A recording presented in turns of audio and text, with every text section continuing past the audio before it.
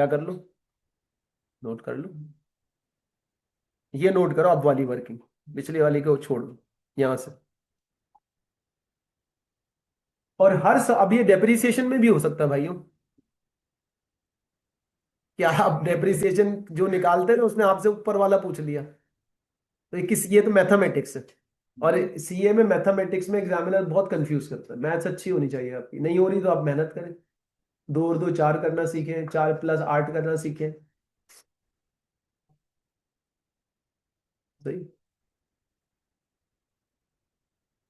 Tables याद नहीं होते लोगों को 20 तक, पता नहीं क्या मुसीबत है।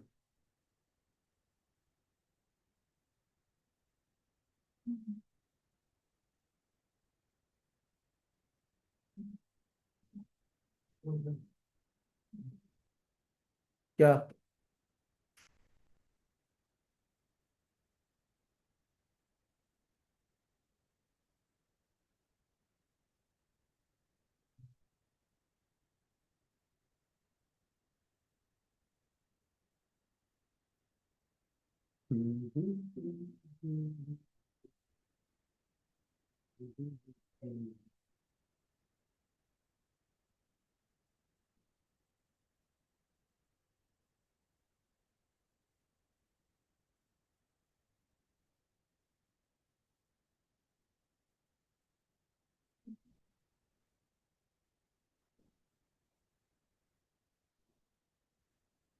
मुझे कल एक बंदे ने अप्रोच किया अगेन। मेरे पास तो ऐसी बहुत स्टोरीज है। उसने कहा सर मैं आजकल अफ्रीका में होता हूँ 3 4 साल से, सीए फाइनलिस्ट हूँ, सीए मेरा निकल नहीं रहा। मैंने सीआईए में स्टार्ट किया था 3 साल पहले, तो वहां पर मुझे कोई टीचर नहीं मिला। तो वो मैंने फीस वगैरह मेरी चली गई, डिसकंटिन्यू हो गया। मेरे मुझे अप्रोच किया उसने, सर मुझे आई नीड योर एडवाइस और गाइडेंस, मुझे बताएं मैं क्या करूं।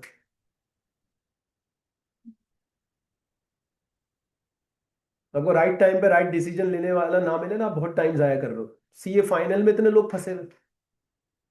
भाई सीए फाइनल है ना, अकल नहीं है? ये दूसरी क्वालिफिकेशन तो पूरी करो अपनी। अगर आपके पास एक्सपीरियंस भी है, कहीं दूसरी जगह एग्जामिशन लेके अपने आप को एक क्वालिफिकेशन तो करो, बाकी साइड में चलाते रहो। नहीं हो रहा तो क्या हुआ? छोड़ दो, दूसरी क्वालिफिकेशन में घुस जाओ। जरूरी है आप सीए में लगे रहे? भाई नहीं हो रहा ना, तो एक तो आप पहले ढूंढे क्यों नहीं हो रहा। सही है। और अगर नहीं हो रहा तो आप ट्राई करें दूसरी क्वालिफिकेशन में। तो मैं हम लोग कहते हैं बाज दफा लोगों को आजकल के जमाने में भी इतनी अकल नहीं होती कि वो टूल्स का सहारा लेके सही डिसीजन ले सके। और जिनमें अकल है वो खुद से जिंदगी अपनी अच्छी बेहतर कर रहे हैं। कर लिया जी। भाईजान स्पीड बढ़ाओ, स्पीड फुल तेजी। चलें आगे बढ़े, आगे चलते हैं। ये देखें, 11 देखें। Summer international receivable as at 30th June included 50,000 from Juned sons. बल्कि अभी छोड़ें इसको, वो सवाल है। ये करें, थ्योरी का सवाल। दो स्टेटमेंट सही है, दो गलत है।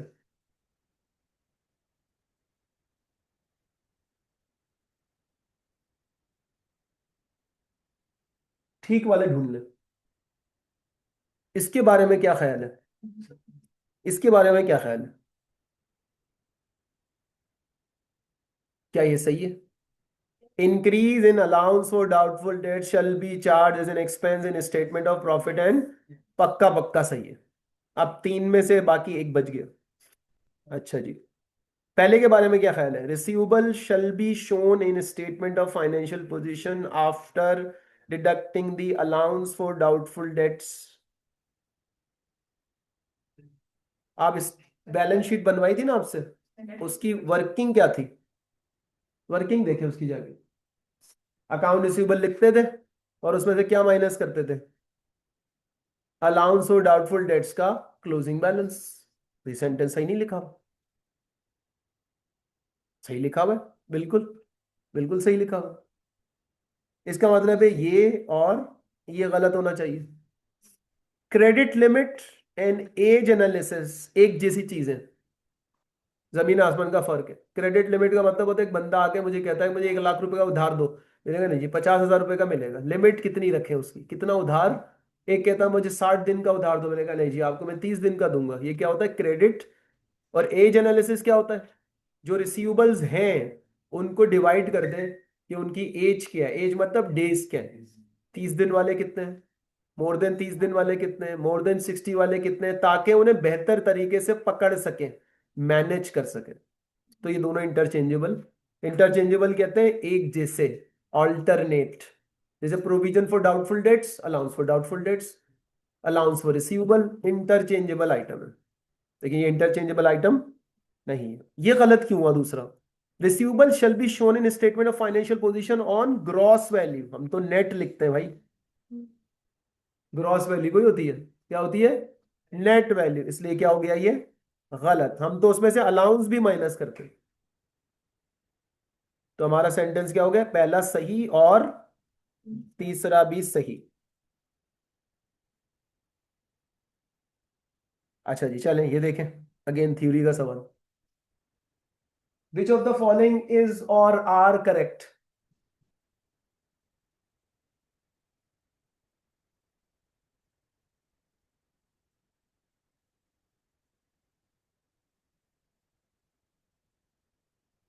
इस लाइन में इंग्लिश की गलती निकालो।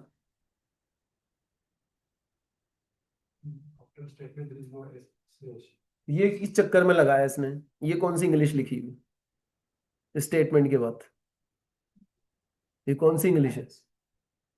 नहीं ये है क्या, ये कोई इंग्लिश का रूल है कि आप इसके बाद ये लगाएंगे। देखिए किताब में भी गलतियां होती है, कोई मसला नहीं है, इंसान गलत खता का पुतला है। जब गलती नजर आए तो बंदा बोले इंसान खता का पुतला है, गलतियां तो करेगा ना। Which of the following statements is or are correct. पहले के बारे में रिसर्च माने, the amount receive from customer whose account has already been written of.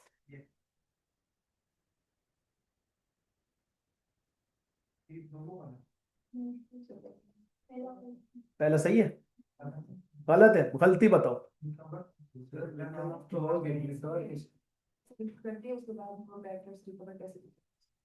पहले इंग्लिश समझो ना sentence, the amount receive from customer, break मारो, break break break, amount receive हो चुका, whose account has already been written off, जिसको हम पहले right of कर चुके थे उससे अमाउंट रिसीव हुआ, उसे बैड डेट्स रिकवर्ड कहते हैं।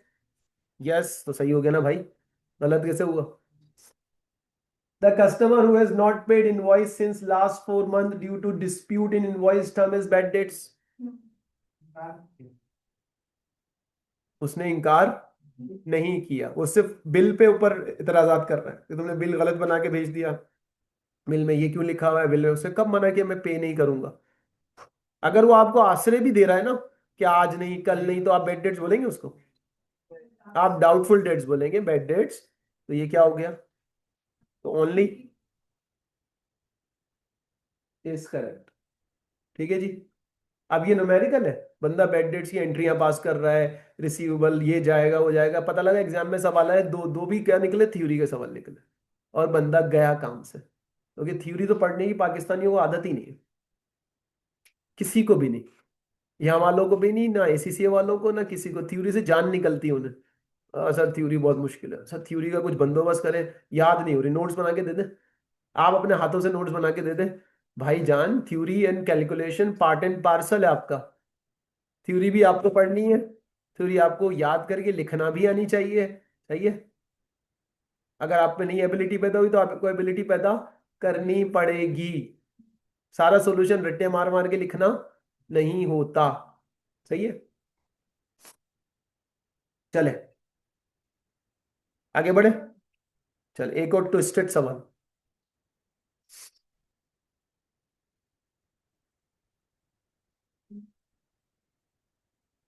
ये भी मैथ्स में घुमाया हुआ सवाल है। आप डेटा जमा कर लें अपने पास, क्या क्या दिया हुआ उसने। ब्रॉड फॉरवर्ड अलाउंस है, दिया हुआ ब्रॉड फॉरवर्ड अलाउंस 12। कुछ लोग कहते हैं ना मुझे सर सवाल समझ में नहीं आता सर, एग्जाम में गया तो सवाल ही समझ में नहीं आया। जब सवाल ही समझ में नहीं आएगा तो आंसर कैसे करोगे? तुक्का मारोगे, दो दो तुक्के मारेंगे और क्या करेंगे? तो अलाउंस कौन सा दिया हुआ है? ओपनिंग। ठीक है, चले, ओपनिंग का तो मसला खत्म हो गया। रिसीवेबल कब के दिए हुए? एंड के दिए हुए हैं। तो क्लोजिंग अलाउंस किसका दिया हुआ है? अकाउंट रिसीवेबल का। वो कितना है? 4 लाख। ये दो चीजें तो सामने आ गई। और क्या दिया हुआ है? अलाउंस की परसेंटेज दी हुई है कि जी अलाउंस इतना बनता है। इतना 5% परसेंटेज दी हुई है। और चार्ज कितना हुआ हुआ है? चार्ज हुआ हुआ है 16,000। अब चार्ज का मतलब है वो increase in allowance for doubtful debts होगा। डिक्रीज तो हो ही नहीं सकता, डिक्रीज को तो चार्ज बोलते ही नहीं। इस पूरे सिनेरियो में कोई बेड डेट्स है? इस पूरे सिनेरियो में कोई बेड डेट्स नहीं है। नजर तो नहीं आ रहे सामने। ठीक है। तो अगर मुझे ओपनिंग अलाउंस पता हो और मुझे क्लोजिंग अलाउंस पता हो तो डिफरेंस क्या आएगा? इंक्रीज। अगर मुझे ओपनिंग पता हो और इंक्रीज पता हो तो डिफरेंस क्या आएगा? क्लोजिंग। और क्लोजिंग में जर्नल प्लस स्पेसिफिक हो और मैं जर्नल निकाल लूं तो बाकी क्या बचेगा? ऐसे ही लग रहा है कुछ।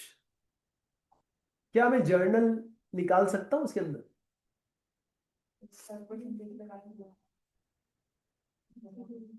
क्या मैं जर्नल निकाल सकता हूं? जब तक स्पेसिफिक नहीं पता होगा कैसे निकाल सकता हूं? पहले स्पेसिफिक माइनस करूंगा, रिमेनिंग रिसीवेबल आएंगे, उस पर परसेंटेज लगाऊंगा, तो कैसे निकाल सकता हूँ? नहीं निकाल सकता। स्पेसिफिक मालूम नहीं है। चले, व्हाट टू डू। दिमाग चले, घुमाए। आप कोई और जाविया सोचे। ऐसे नहीं होगा तो उंगली टेढ़ी करनी पड़ती ना। उंगली टेढ़ी करनी पड़ती।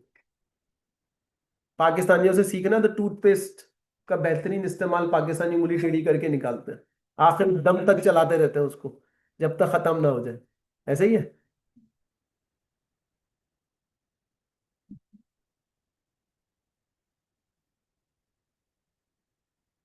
ये स्पेसिफिक अलाउंस मांग रहे हैं।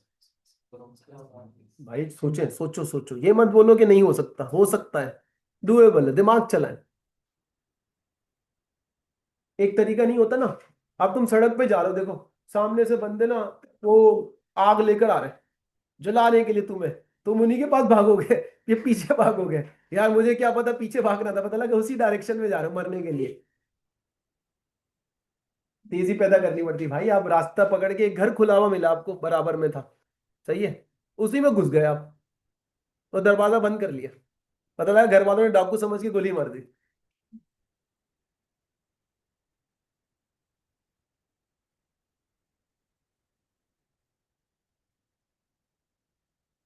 एक इंसिडेंट हुआ था पाकिस्तान में। तो मुझे मेरे कोच, हमारे यहाँ पर जो है आईटी का बंदा काम करता था, उसने मुझे सुनाया, तो मुझे हंसी भी बहुत आई। मैंने कहा वाह यार, क्या दिमाग है यार तुम्हारा। तो बेनजीर भुट्टो का की डेथ हुई थी। और उस दिन कराची में बहुत पैनिक हुआ था। हुआ तो पूरे पाकिस्तान में था ना, कराची हुआ तो पैनिक। बहुत तबाही हुई थी, लोगों ने बैंक्स जलाए, एटीएम से पैसे, एटीएम उखाड़ के ले गए पूरे पूरे। गुस्से में गम जाता था ना। एटीएम, गाड़ियां मिली, गाड़ियों को आग लगाई, खवातीन के साथ बुरे सलूक हुए, बहुत मारा मारी हुई। उस दिन मैं जो है ना, जिस कॉलेज में क्लास ले रहा था ना, वो टिपिकल उन्हीं का इलाका था। मैं वहीं था। लेकिन इत्तेफाक ऐसा था कि मेरी क्लास 2:30-3 बजे खत्म हो गई थी, मैं जल्दी घर आ गया था।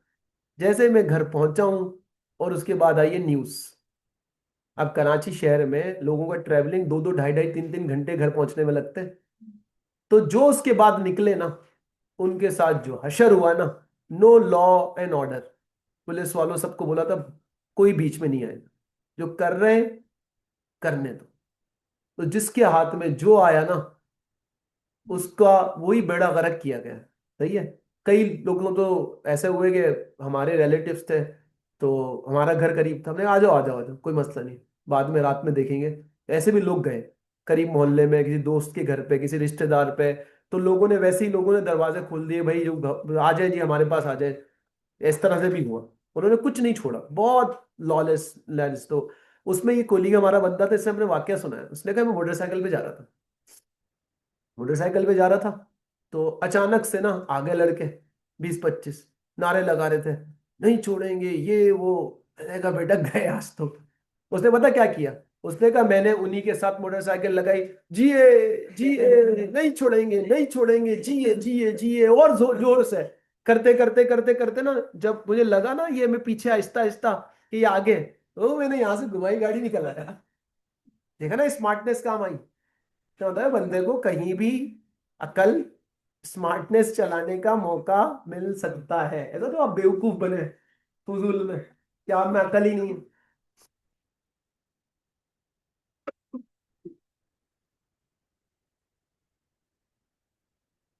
जैसे खातून किसी रिक्शे में बैठी हुई है या उबर की टैक्सी में बैठी हुई है, उनको लग रहा है ड्राइवर मशकूक कि मुझे गलत रूट से लेके जा रहा है। उसने क्या किया? उसने फोन निकाला, ऐसे ही फेक, हेलो जी भाई कैसे हैं आप, ठीक है, अच्छा मैं फला गाड़ी में बैठी हूँ, नंबर मैंने आपको व्हाट्सएप कर दिया है, बस मैं इंशाल्लाह 10-15 मिनट में पहुंच जाऊंगी। वो समझ गया आगे वाला बंदा कि यार ये तो मैं गया, अब वो सीधा होया खुद ही। स्मार्टनेस, ना कोई लड़ाई ना झगड़ा, कुछ भी नहीं हुआ, बंदे को सीधा कर दिया उसने 2 मिनट के अंदर। यार मेरा नंबर वंबर सब गया है, लोकेशन भी भेज दी है मैंने आपको ना, लाइव लोकेशन भी भेज दी है मेरे मोबाइल की। चले जी। तो आप सीखना पड़ता है भाई दुनिया में। तो आप ये एग्जाम क्वेश्चन नहीं सीख पा रहे, दुनिया में क्या करेंगे? घर वालों ने सिखाया नहीं, है ना? घर वालों ने टाइम नहीं लगाया तुम्हारे ऊपर, उन्होंने 1 घंटा बिठा के, आधे घंटा बिठा के, मसरूफ ज्यादा है घर वाले सिखाने के लिए। कि सिखाते कैसे हैं बच्चों को, 2 नंबरियां कैसे सिखाते हैं, 1 नंबरी कैसे सिखाते हैं, 2 नंबरी सिखा के बताते हैं ये करना नहीं है, ये सेफ साइड के लिए बताया। आई समझ में? ये सेफ, जैसे परफ्यूम होता है ना बंदे के पास, खवातीन भी रखती हैं आजकल, मर्द भी बहुत रखते हैं, मर्दों को भी ड्रामे हो गए, परफ्यूम रखते हैं, ड्यूड्रेंट्स होता है परफ्यूम, वो आप किसी की आंख में छिड़क दो, गया वो 5 मिनट के लिए, 5 मिनट बाद ठीक हो जाएगा, 5 मिनट तक यूं यूं करता रहेगा आंखें पकड़ के। तो आपके साथ क्या करेगा फिर? लगाए उसको 2 चमाट खींच के। इतनी अकल होनी चाहिए ना बंदे को। सही। वरना आपका काम नहीं है घर पे बैठे। बताएं जी, किसी के दिमाग में आया आइडिया? आइडिया आया किसी के दिमाग में? लगाओ लगाओ तुक्का लगाओ। ए नहीं भाई, आइडिया।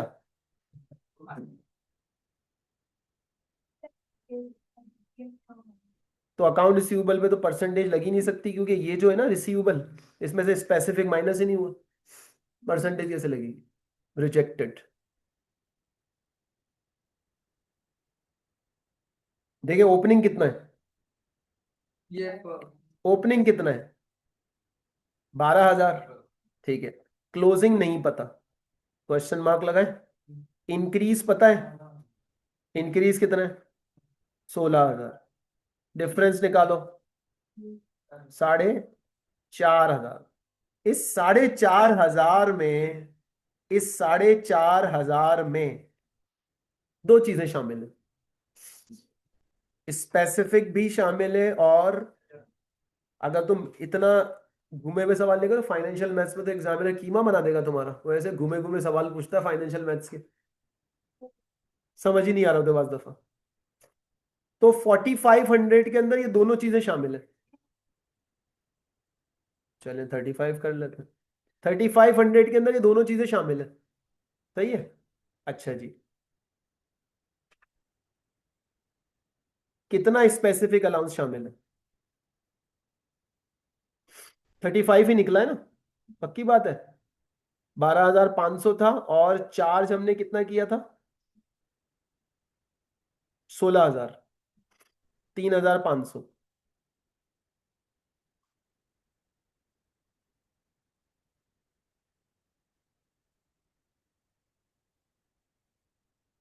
12,500 में, 12,500 में 3,500 ऐड करें तो 16,000 बनते हैं। तो पहला ऑप्शन तो वैसे ही नहीं हो सकता, 3,500 तो टोटल बन रहा है, और जर्नल तो है मस्ट, पहला तो लग ही नहीं रहा। और स्पेसिफिक 16,000 हो तो आंसर। अच्छा जी चले।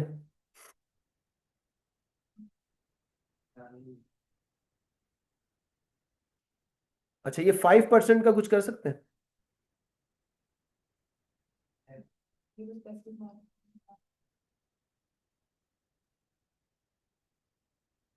एक वैल्यू आती है स्पेसिफिक माइनस करने के बाद, रिसीवेबल थे, उसमें से स्पेसिफिक माइनस किया, उसके बाद एक वैल्यू आई, उस वैल्यू के ऊपर 5% लगी, फिर आंसर आया।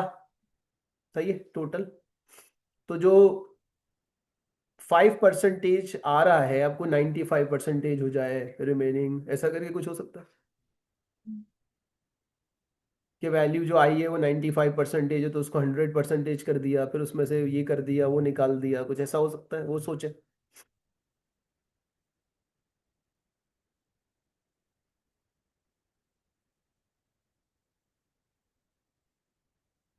सोचो सोचो, दिमाग चलाओ, फिर तुक्का मारेंगे ना। फिर एक एक ऑप्शन भी चेक कर सकते हैं कि भाई ये ऑप्शन होगा तो आंसर मैच हो रहा है, ये ऑप्शन होगा तो आंसर मैच हो रहा है, ये ऑप्शन होगा तो आंसर मैच हो रहा है, फिर जो मैच हो जाएगा उसको सॉल्व कर लेंगे। ट्राई तो करो, कोई पहुंचता है तो देखते हैं। ऐसे बहुत सारे सवाल नहीं आते, ऐसे थोड़े सवाल होते हैं। टेंशन नहीं लेने के, बहुत सारे सवाल आएंगे।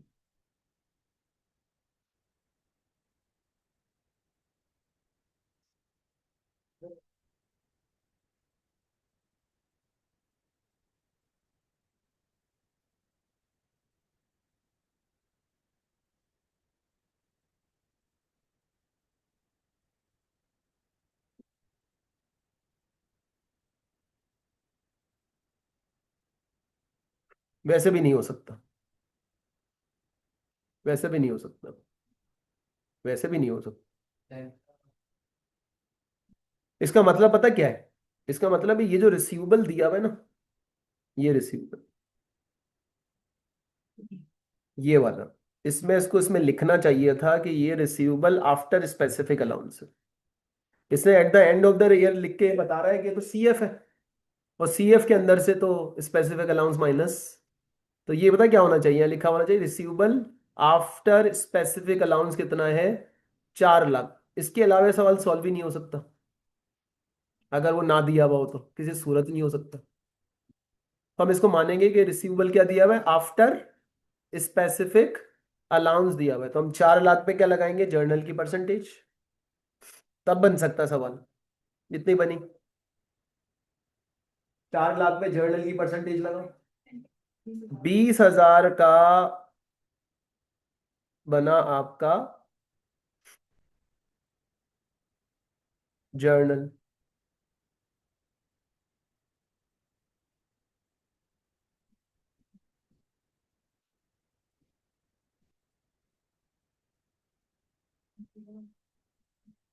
अब ये क्या आ गया आपका, जर्नल अलाउंस। अब कुछ बन सकता है अगर हम एज्यूम कर लें तो? आप करो, इंक्रीज बाय 4,000 बनेगा।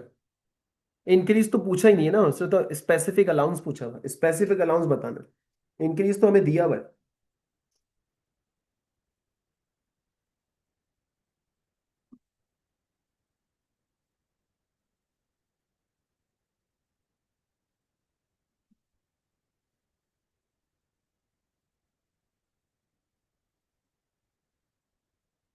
देखो ओपनिंग 12,500 है, चार्ज फॉर द ईयर दिया हुआ है 16,000, तो 12,500 प्लस 16,000 कितना होता है, 28,500 क्लोजिंग और ओपनिंग।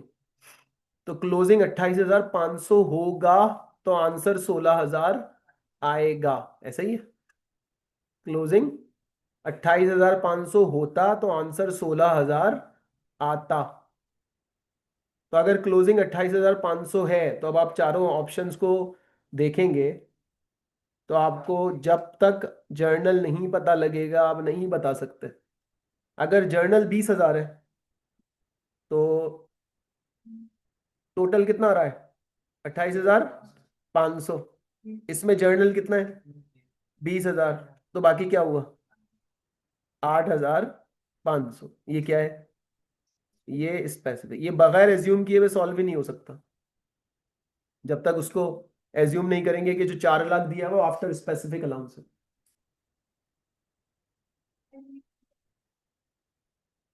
कैसे निकाला है? ओपनिंग कितना दिया हुआ है? 12,500। ठीक है, इस ओपनिंग में इंक्रीज ऐड करते हैं। ठीक है, तो क्या बनता है? क्लोजिंग बनता है। सही है। अब क्लोजिंग मालूम करना है।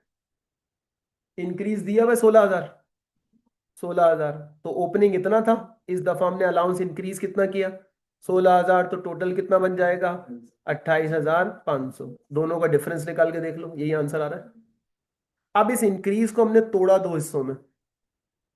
स्पेसिफिक पता हो तो जर्नल निकाल सकते हैं, जर्नल दिया हुआ हो तो स्पेसिफिक। हमें क्या दिया हुआ था? जर्नल की परसेंटेज। हमने वो रिसीवेबल पे लगाई और क्या निकाला?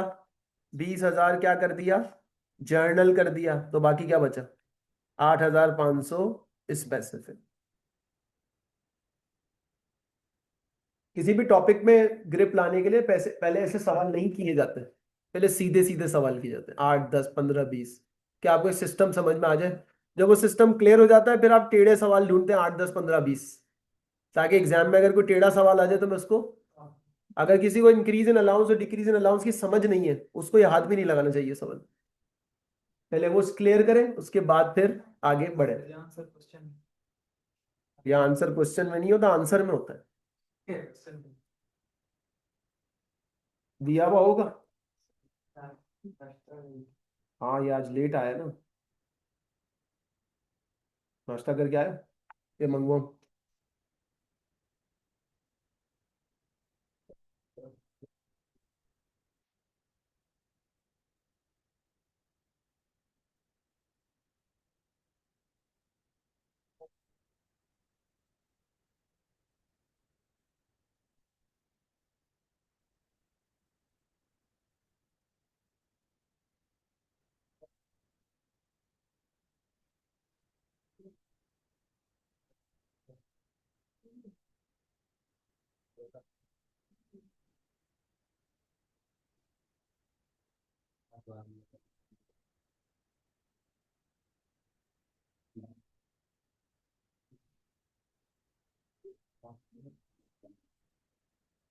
चले जी, अब आ जाए जरा, जब थोड़े से टेढ़े सवाल हो गए सीधे सीधे सवाल करवा दो। आसान आसान, हल्के हल्के। आज स्टार्ट में तुमसे रिसीवेबल का अकाउंट बनवाया था मैंने। सही है।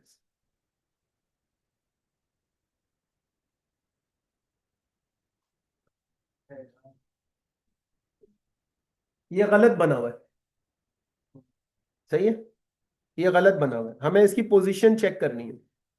अच्छा ये ठीक है, जो करेक्ट है मैं ये लगा रहा हूँ। ये भी ठीक है। ठीक है। अच्छा जी, कैश और बैंक भी ठीक है। डिस्काउंट रिसीव इसमें आता ही नहीं है। बैड डेट्स भी ठीक है, ये इसके अंदर आता ही नहीं है। सही है। डिस्काउंट अलाउड रॉन्ग साइड पे लिखा हुआ है, डिस्काउंट इसमें आता है, अभी हमने पढ़ा नहीं है, ये रॉन्ग साइड पे लिखा हुआ है। सेल्स रिटर्न रॉन्ग साइड पे लिखा हुआ है। सही है। कॉन्ट्रा रॉन्ग साइड पे लिखा हुआ है। इसको आप छोड़ दें, ये तो निकालना है, इसको इग्नोर करें। After correction the receivable balance at the end of the year. अब दोबारा बनाओ, प्लेसेस चेंज कर दो सारी। जो चीज छोड़नी है वो हटा दो, जो चीज जहां लिखनी है वहां लिख दो, और फिर निकालो, करेक्शन पता लग जाएगा।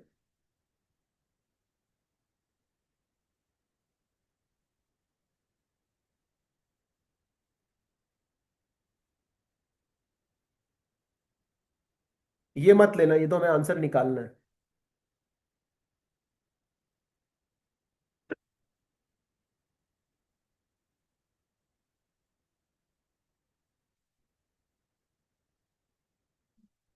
हमारा नया बैच स्टार्ट होने जा रहा है 26 सितंबर से। तो आप लोगों के जो लूप में अगर कोई जान पहचान वाले हैं जो स्टार्ट करना चाहते हैं तो आप बता सकते हैं। अच्छा, एक मैंने आप लोगों के लिए खबर निकाली है, जो कुछ लोगों के मुंह से मैंने सुना था BWCS ना दें, तो मैंने फिर उसकी इन्वेस्टिगेशन की, तो एक अच्छी इंसाइट पता लगी कि अभी आई कैप ने ये जो 5 पेपर को 3 दिखाया है ना, ये टेक्निकली 3 नहीं है, 4 है, तो आप लोगों को पता है। सही है। और BWCS लग रहा है कि लोगों को खत्म हो गया है। आई कैप डे 1 से कह रहा है इसके बारे में हम सोच रहे हैं ना, पॉलिसी अनाउंस हो रही है, सब कुछ है, सोच रहे हैं क्या करना है। ये ऐसे ही है जैसे आप चार्टर्ड अकाउंटेंट बन गए, उसके बाद 2 महीने बाद आपको मैसेज आया, जी वो हम भूल गए थे, एक पेपर और रह गया आपका ना, वो हमने प्लान नहीं किया, तो फिर हमारे दिल में था कि एक पेपर है, तो काइंडली आप है ना वो अभी अपने नाम के साथ चार्टर्ड अकाउंटेंट मत लिखें, हम आपसे 2 महीने बाद एक पेपर लेंगे, वो हो गया तो आप चार्टर्ड अकाउंटेंट बनेंगे। तो उन्होंने ये लिखा हुआ है डे 1 से कि BWCS के बारे में हमने कुछ बनाना है आगे जाके। भाइयों सुन लो, काम की बात बता रहा हूँ, कि अगर किसी के दिमाग में ये है ना कि BWCS से बच जाऊंगा, उसके लिए बता रहा हूँ। अगर किसी ने नवंबर में BWCS नहीं दिया, जनवरी गुजर गया, तो BWCS पुराना वाला खत्म, नहीं देना उसको BWCS। लेकिन वो जो नया पेपर बनेगा ना, जैसे बनेगा, ऑनलाइन होगा, कैसे होगा, वो उसमें लाजमी देना पड़ेगा उसको, कैफ क्वालिफाई करने से पहले पहले। वो क्या होगा, कैसा होगा, कौन लेगा, इससे बेहतर है या BWCS पास करना, ज्यादा बेहतर है, क्योंकि आई कैप की अगली स्ट्रेटेजी का वैसे डिजास्टर ही होती है हमेशा। ऐसा ना हो उन्होंने ब्रिटिश काउंसिल वालों को आउटसोर्स कर दिया हो कि जी ये बच्चे इनकी इंग्लिश टेस्ट करनी है, और उसके अंदर क्या होगा, रीडिंग भी होगी, राइटिंग भी होगी, लिसनिंग भी होगी, जैसे आइल्स के एग्जाम लिए जाते हैं ऑनलाइन। और फंस जाओगे तुम लोग, ये तो अभी बिल्कुल आसान है, रीडिंग कॉम्प्रिहेंशन अच्छी कर लो, वोकेबलरी अच्छी कर लो, निकल जाता है। लेटर का फॉर्मेट अच्छा कर लो, गिर पड़ के पेपर निकाल लेते हैं बच्चे। इसलिए जो इस खुश फहमी का शिकार है ना कि खत्म हो गया है, और ना खुश फहमी का शिकार हो, स्टिल देयर आर 5 पेपर्स, कोई बचत नहीं हुई किसी की। हाँ बिल्कुल आएगा, cash receive from customer, bank से भी तो पैसा रिसीव होता है, वो सही लिखे, जो चीज सही है वो सही है। मैं प्लेसेस बदल रहा हूँ, मैं देखें, सिर्फ प्लेसेस मैंने इसलिए आज स्टार्ट में बता दिया था ऐसा सवाल आ सकता है, इसलिए इसको अच्छी तरह से क्लियर कर लें, जगहें आपको याद होनी चाहिए। 1 लाख मैंने कहा था ना, 2-3 चीजें और भी आएंगी इसके अंदर, एक आ गई डिस्काउंट, सेल्स यहीं रही। अब एक चीज ध्यान में रखना, कभी वो कह सकता है आपको इस सेल्स के अंदर कैश सेल्स भी शामिल है, तो यहाँ कैश सेल्स नहीं आती, यहाँ सिर्फ कौन सी सेल्स आती है, क्रेडिट सेल्स आती है, यहाँ नहीं लिखा हुआ, इसका मतलब ये क्रेडिट ही है सारी की सारी। सेल्स रिटर्न यहाँ आ जाएंगी, सेल्स रिटर्न आ जाएंगी आपकी कितनी, 3,000। कैश अपनी जगह मौजूद रहेगा, यह है कैश रिसीव फ्रॉम कस्टमर, और ये बैंक क्या है, चेक रिसीव फ्रॉम कस्टमर। तो कैश और चेक एक ही चीज होते हैं ना, ऑल्टरनेट है। डिस्काउंट यहां लिखेंगे अलाउड, अलाउड मतलब आपने दिया, कौन सा डिस्काउंट आता है इसके अंदर, दिया, क्योंकि जब आप अकाउंट डिस्काउंट देते हैं ना, आपको पैसे कम मिलते हैं, इसलिए डिस्काउंट यहां पर आता है। और कुछ आएगा, कॉन्ट्रा, कॉन्ट्रा 18,000, तो बैलेंस ब्रॉड फॉरवर्ड हो गया, सेल्स हो गई, कॉन्ट्रा हो गया, डिस्काउंट हम वहां ले गए, सेल्स रिटर्न हम वहां ले गए, कैश इन बैंक अपनी जगह मौजूद रहा, रिसीव हमने हटा दिया, बेड डेट्स। अलाउ इंक्रीज या डिक्रीज इन अलाउंसेस में नहीं आता। बेड डेट्स कितना आ गए, 19,000, सही है जी, हो गया सब कुछ। आप जरा इसका क्लोजिंग बैलेंस निकालें, CF निकालें, 138000, आंसर इज।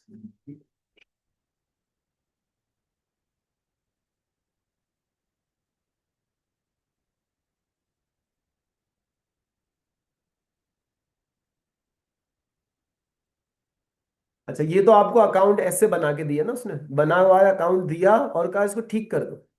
ये सारी चीजें वो आपको डिस्क्रिप्शन में लिख के कह सकता है कि साल के बिगिनिंग में ये था, ड्यूरिंग द ये हुआ, ऐसा हुआ, ये बताएं क्लोजिंग रिसीवेबल बैलेंस कितना हुआ, तब भी तो हम यही निकालते हैं, अलाउंस की परसेंटेज इस पे लगाते हैं, अगर स्पेसिफिक ना दिया हुआ हो, यही तो चाहिए होती है हमें। इसका मतलब है रिसीवेबल का अकाउंट बनाने में एक्सपर्टीज होनी चाहिए, और एक्सपर्टीज क्या है, याद कर लें हम, इस अकाउंट में BF इधर आता है, सेल्स इधर, सेल्स रिटर्न इधर, सारी चीजें करके एक क्लोजिंग बैलेंस निकल आता है।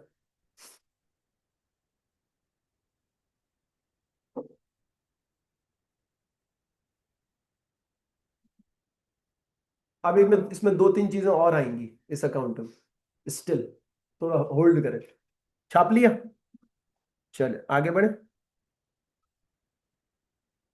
अच्छा, ऐसा भी पॉसिबल हो सकता है कि इस अकाउंट में ओपनिंग दे दूं मैं आपको, क्लोजिंग दे दूं, सेल्स रिटर्न दे दूं, कैश रिसीव दे दूं, सेल्स दे दूं, तो बैड डेट्स बता दें। अब क्या करेंगे?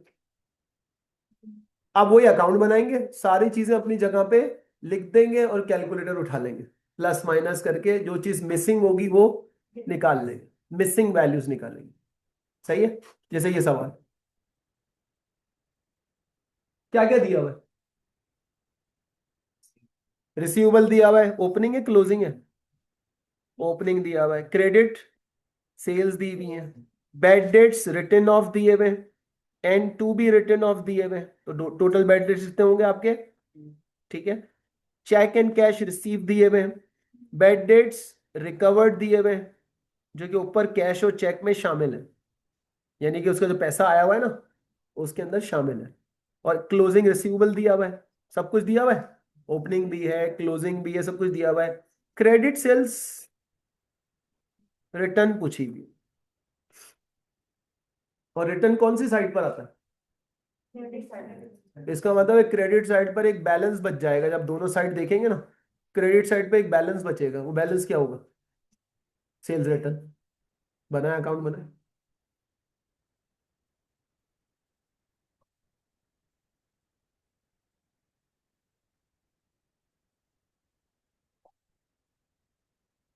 ये जो बच्चे हंसते खेलते मैट्रिक पास कर लेते ना, अगर मैट्रिक सिस्टम को इतना स्ट्रांग बना दिया जाए तो बच्चा खुद ही पढ़ने वाला हो जाएगा।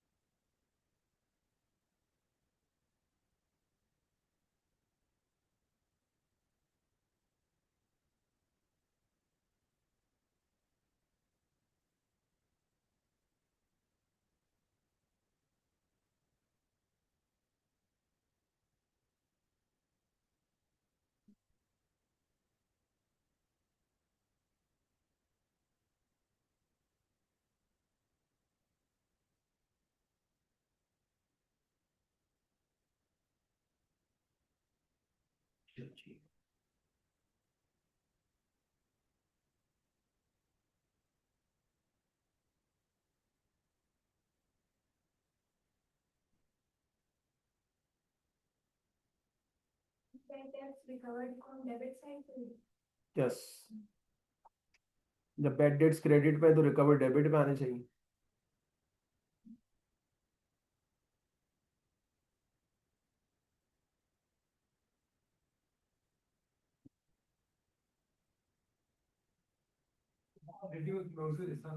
जी, ये जो भी डेट रिकवर है वो तो ऑलरेडी इंक्लूड है अकाउंट्स से होगा। कैश में लिखे हुए ना।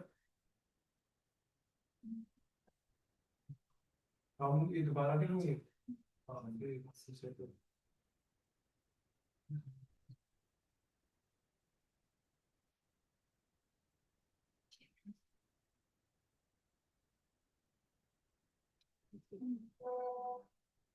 देखो, जब पिछले साल बैड डेट्स हुए थे, इधर देखें इधर देखें इधर देखें, जब पिछले साल बैड डेट्स हुए थे तो हमने क्या एंट्री पास की थी?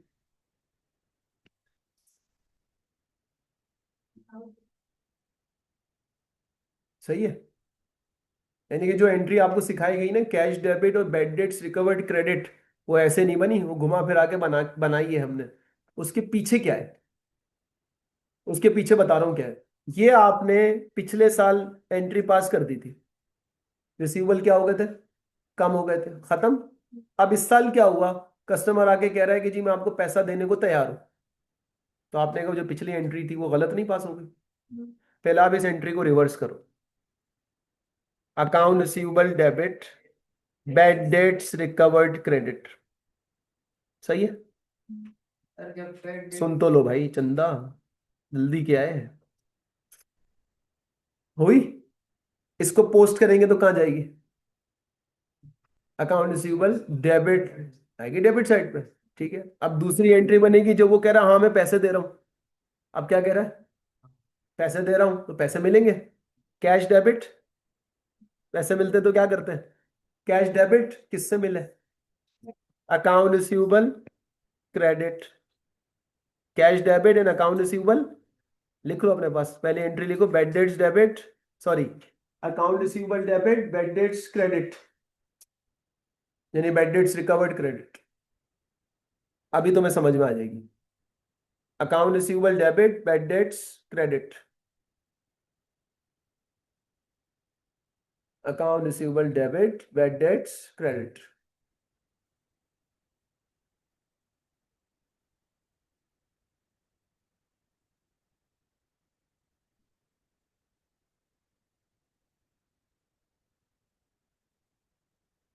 पहली एंट्री क्या बताई मैंने, अकाउंट रिसीवेबल डेबिट और बैड डेट्स रिकवर्ड क्रेडिट। दूसरी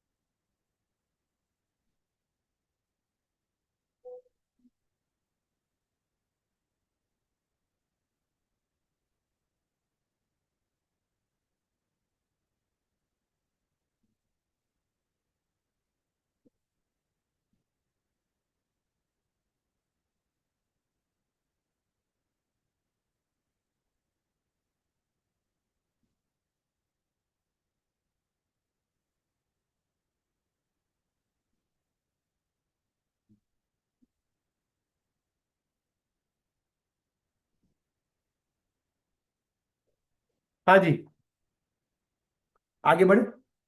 कैश रिसीव हो गया, क्या एंट्री पास होगी, कैश डेबिट अकाउंट रिसीवेबल होगी। अच्छा, इसका मतलब जब भी ऐसा होगा दो एंट्रीज पास होंगी। अब ये देखो, account receivable debit bad debts credit, cash debit account receivable credit. तो अगर ये एक दफा डेबिट हो रहा है एक दफा क्रेडिट हो रहा है, ये कट गए आपस में, तो एंट्री क्या पास हुई, final cash debit bad debts recovered credit. ये फाइनल एंट्री का आउटकम निकालते हैं, लेकिन उसके पीछे ये दो एंट्रीज हैं, वो जो बनेंगी तो ये फाइनल एंट्री बनेगी। अगर डायरेक्ट एंट्री बनानी हो तो क्या है, cash debit bad debts recovered, और इनडायरेक्टली पीछे कौन सी एंट्रीज है, पहले एंट्री नंबर 1 बनी, फिर एंट्री नंबर 2 बनी। अब वो कह रहा है बैड कैश तो शामिल है ना उसके अंदर, कैश हमने रिकॉर्ड कर लिया, कैश हमने रिकॉर्ड कर लिया, तो दूसरी वाली एंट्री तो शामिल है। पहली वाली एंट्री नजर नहीं आ रही हमें डेबिट साइड पे, वो तो हमें डालनी है।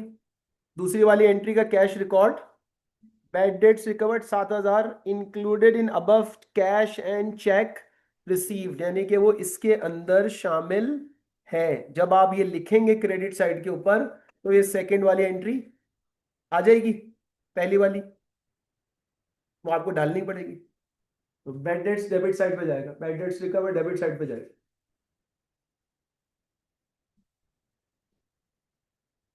Credit side. Bad debts credit side पर आता है, तो रिकवर्ड क्रेडिट साइड पे अगर तुमने डाला ना तो इसका मतलब तुम एक ही जूता दोनों पैरों में पहन लो, यही मतलब हुआ ना। सही है, फिर तुमने मर्दों और औरतों का वॉशरूम एक ही कर दिया, बोले कोई फर्क नहीं पड़ता जहां चाहे घुस जाए। सोचो ना, अगर बैड डेट्स क्रेडिट साइड पर है तो रिकवर्ड क्रेडिट साइड पे कैसे है, और अगर सेल्स डेबिट साइड पर है, यानी ये याद रखने के लिए भी आपको स्मार्ट बनना पड़ता है।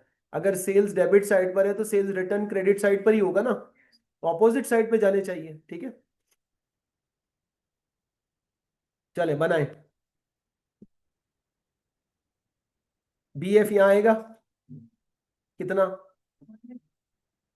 18500, ठीक है। टोटल क्रेडिट सेल्स कितनी है? अच्छा ये मेरे याद रखना, ये टोटल सेल्स जो ये जो आ रही है ना, कौन सी सेल्स है? क्रेडिट सेल्स है, याद रखिएगा। अच्छा जी, सेल्स रिटर्न है, वो निकालनी है। सेल्स रिटर्न क्या होगी, वो निकलेंगी। बेड डेट्स कितने हैं टोटल? टोटल आएंगे इस अकाउंट में 8000। अच्छा जी, कैश रिसीव कितना हुआ? 600। और क्या है? डिस्काउंट है? डिस्काउंट नहीं है, चलो डिस्काउंट हटाते हैं। अच्छा जी, बैड डेट्स रिकवर्ड 7000, ये आ गए। ठीक है जी, और कुछ है? सीडी कितना दिया हुआ है? क्लोजिंग बैलेंस 186,400, 186,400 बस। अच्छा अब देखें कौन सी साइड का बैलेंस निकालना है। नहीं नहीं, बैलेंस बच निकालना कहां पर है, जो रिक्वायरमेंट है वो उसके हिसाब से बैलेंस कहां पर है? क्रेडिट साइड के ऊपर, ये है ना, ये बैलेंस निकालना है ना। इसका मतलब ये हुआ कि आपने टोटल यहां से शुरू करना है। पहले इस साइड का टोटल करेंगे तो उस साइड की वैल्यू निकलेगी। तो अगर यहां कोई अननोन होता तो पहले वहां का टोटल करते तो यहाँ की वैल्यू निकलती। तो अब टोटल डेबिट साइड का होगा सारा, टोटल कर ले। दोबारा बोले, ये यहाँ लिख दें। अब इसमें से ये तीनों चीजें माइनस कर दें। 14800, ये है आपकी सेल्स रेट। अब इसमें ये जहन में बिठा लें, कभी वो आपसे ये पूछ सकता है, कभी वो आपसे डेबिट साइड पूछ सकता है, कभी वो आपसे बीएफ पूछ सकता है, कभी वो आपसे सीएफ पूछ सकता है, कभी वो कैश पूछ सकता है। एक माइंडसेट बना लें कि ऐसे आएगा तो ऐसे सॉल्व होगा, इस तरीके से सॉल्व होगा।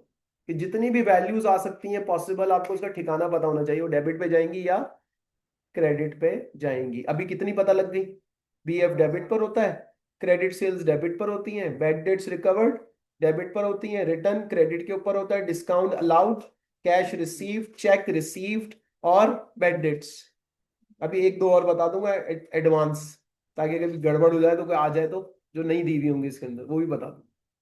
सही है, चले ब्रेक मारे।